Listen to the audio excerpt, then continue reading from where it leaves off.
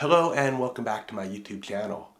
In this video, I am sharing with you what I feel to be the most important and most critical first step in establishing a good gut health protocol.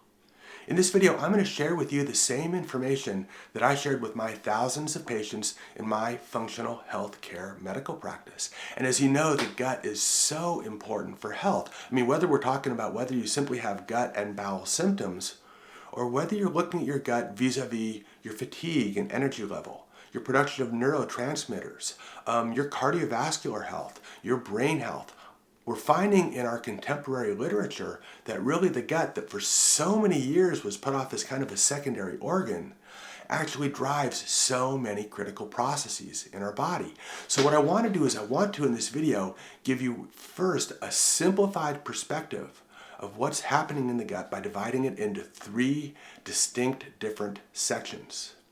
When you understand the gut, begin to think different about the gut as existing in different sections, then we can begin to apply different symptoms and clinical scenarios with parts of the gut that might be not working as well. It's really a process of simplifying our thinking to actually begin to think more expansively.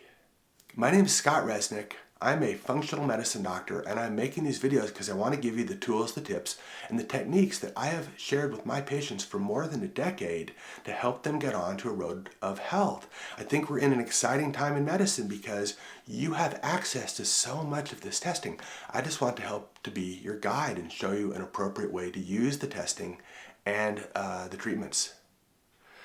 With my patients, what I do is I look at the gut in terms of three distinct segments. And ironically, the first component of our gut health doesn't even begin in our gut.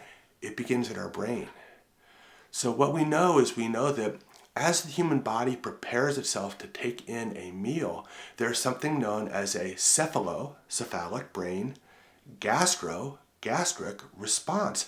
And this is the part of our physiology that prepares us to begin to eat. So as we think about food, maybe even on the chase or while we're pulling up carrots out of our garden, our body is preparing ourselves to take in this food.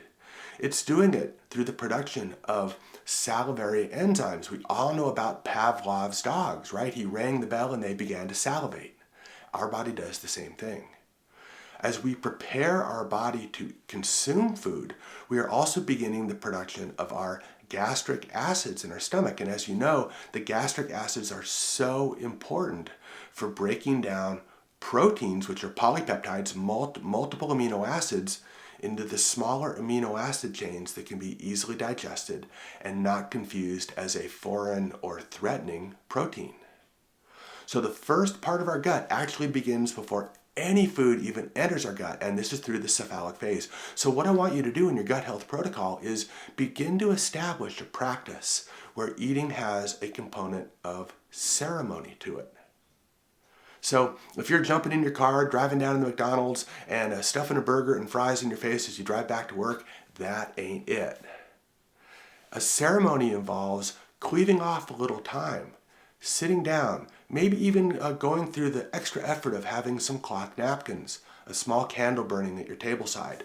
All of these are interventions that are going to help the way that your gut works along the full 30 feet of your intestines.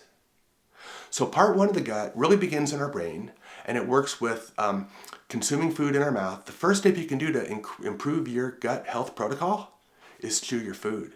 I mean, give your body every advantage that it can to fully digest all of the nutrients that you're taking in. After this, the food then travels down the esophagus and is stored in the stomach, where it can rest for up to 2 to 3 hours as it is then passed into the second part of our digestive system that begins at the outlet of the stomach. So part 2 begins at what's known as the pyloric valve, which separates the end of the stomach from the first part of the small intestine, which is known as the duodenum.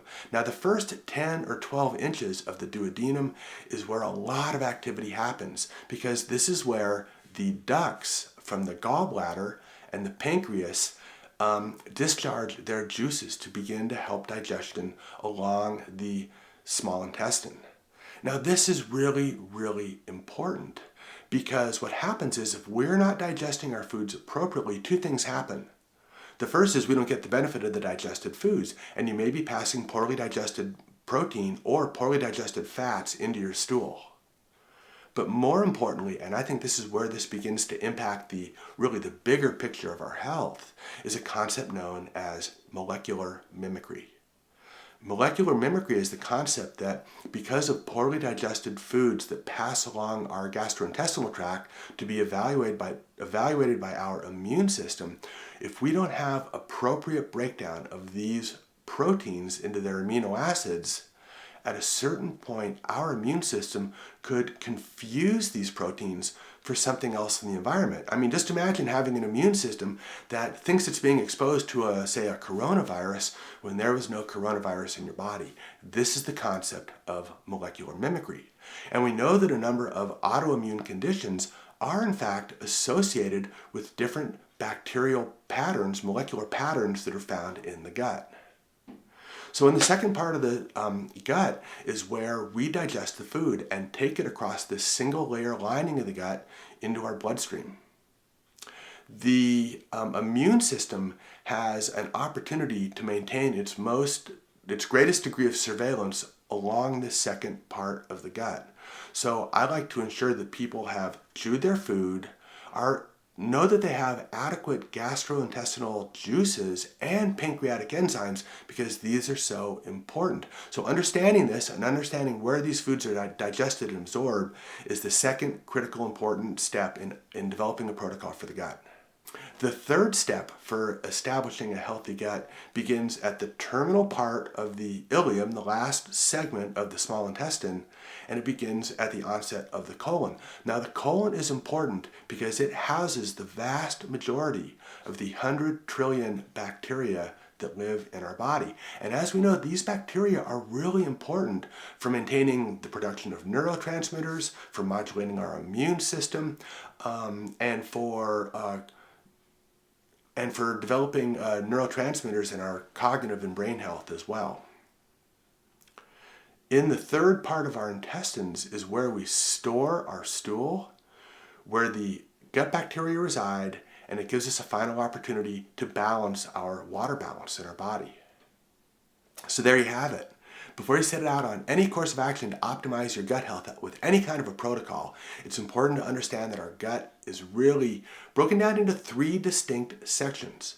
When we understand those different sections, we can then begin to correlate the symptoms that we're having with a different part of the gut. And I'm not going to get into that in this video. I'll have to do it in another video. Once again, I'm Scott Resnick. I'm a physician. I'm making these videos for you to give you good information. Of course, this is YouTube, so if you like the video, hit the like button, leave a comment. I'll respond to all your comments personally. Subscribe, and most importantly, if you think there's value in this video, share it with your friends. Either way, I'm making these videos on a weekly basis, and I will see you in next week's video. Take care.